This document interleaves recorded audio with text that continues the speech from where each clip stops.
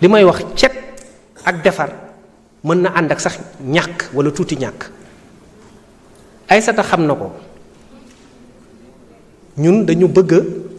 bu ñuy plaider comme avocat rabat bi dañuy bëgg fóot ko ba mu set mu weex tàll di briller ñu taxaw comme li ñuy policier di wax dans leur jargon être en tenue correcte parce que loolu mooy tax ñu respecter la moo tax benn jour dama woo DGPN bi ma ñëwee directeur général de la police nationale di profiter également di ko féliciter pour l'excellent travail qu'il fait ku baax la ma ñëw ma ne ko mais DGPN policier du ngeen defal ay cravate mu ne ma mais monsieur le ministre cravate dafa tàng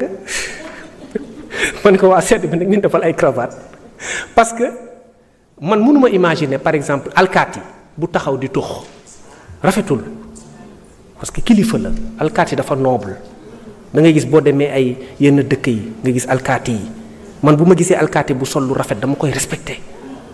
dama koy bëgg sama xol day sedd donc yooyu yëpp c'est des choses yoo xam ne ça participe à la citoyenneté te pourtant laaju moyen yu bari donc loolu laay wax rek tout le temps nañu xool lépp li nga xamante ni mën na relever suñu prestige en tant que pays parce que Sénégal pays leader la et man maa leen ko waxan de tout temps Sénégal pays leader la boo demee ci yeneen dëkk nga koy xam sénégalais dañ leen respecté boo demee Côte d'Ivoire ñu ne le sénégalais a du talent ñu ne sénégalais bu waxee rek da lay convaincre parce que sénégalais dafa am lu yàlla def ci moom donc loolu dafa war a feeñ suñu dëkk keroog cité naa ay pays yoo xam ne tey dañu xaw a raw ci benn côté mais loolu ñun buñ ko nangu le gap dañ koy rattraper te mën nañ ko te on le fera rapidement dëkk bi dina tegu ci yoon dina baax ba pare lépp dox incha allah yéen ñëpp ci mën a jàpp j'en appelle à la citoyenneté de tout le monde j'en appelle à tous les patriotes tous les républicains tous qui aiment ce pays pour qu'on fasse du Sénégal un très grand pays et on est en voie de le faire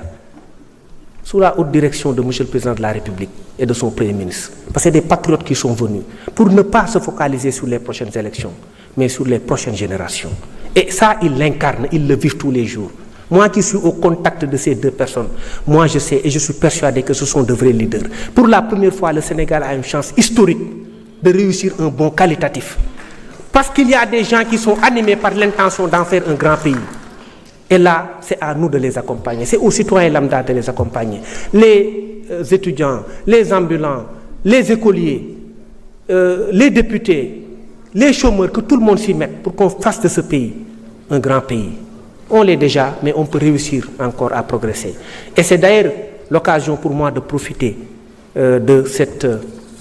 tribune pour féliciter des patriotes, des gens qui se sont toujours investis pour l'ordre, la discipline, le civisme et la générosité également.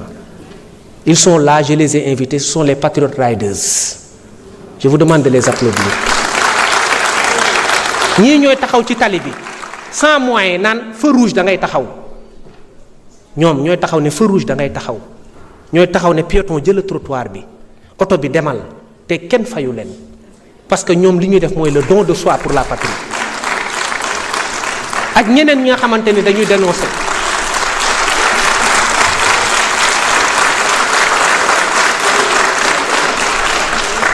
ak ñeneen ñi nga xam ne dañuy dénoncer également certaines situations. On reçoit tout le temps les dénonciations. Nous invitons les Sénégalais à dénoncer davantage parce que nous sommes un pays boo xamante ni nous sommes habitués à ça nañu di dénoncer parce que loolu c'est positif, ça nous aide nañu di critiquer. Ministère de l'Intérieur bu ñu xamee ni lii mi ngi koy def baaxul nañ ko critiquer, je suis d'accord, on prend les critiques comme positives parce que c'est important nañu nangu du haut de notre piédestal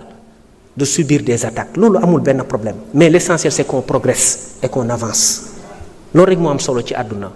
moo tax ma leen di féliciter également ñi nga xamante ni ils sont dans les pages di dénoncer naan fii nii la mel fii nii la mel fii nii la mel parce que loolu moo ñuy permettre aussi d'être réactif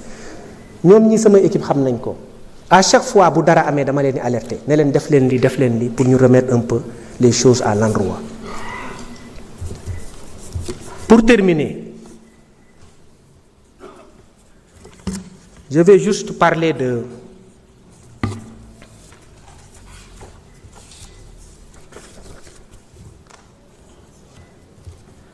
des politiques en général.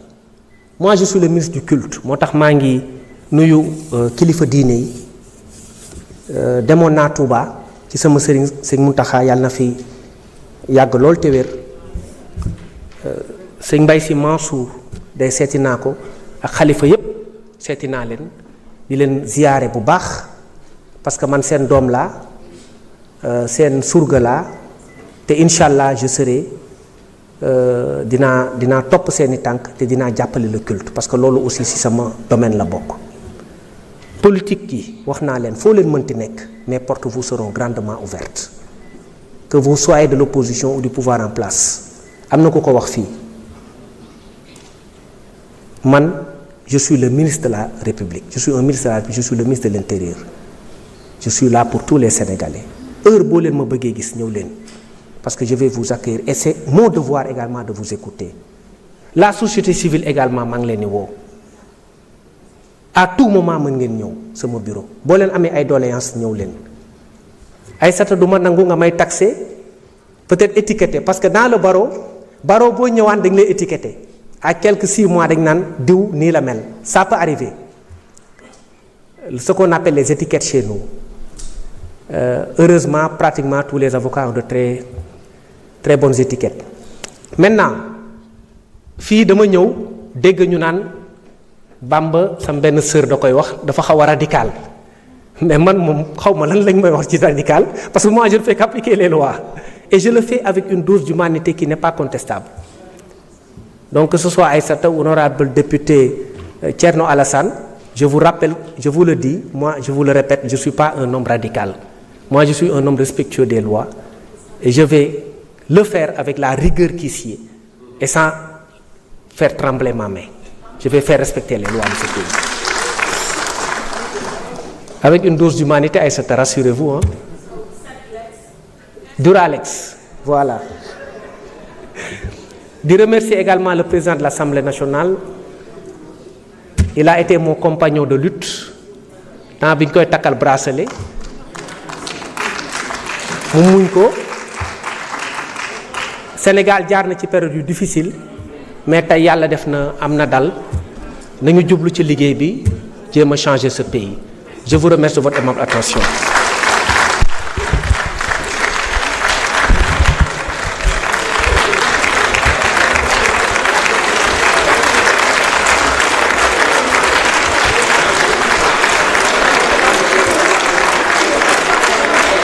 mais doy na nag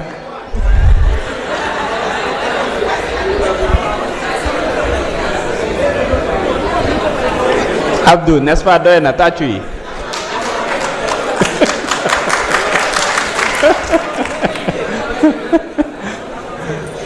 merci beaucoup monsieur le ministre. La discussion générale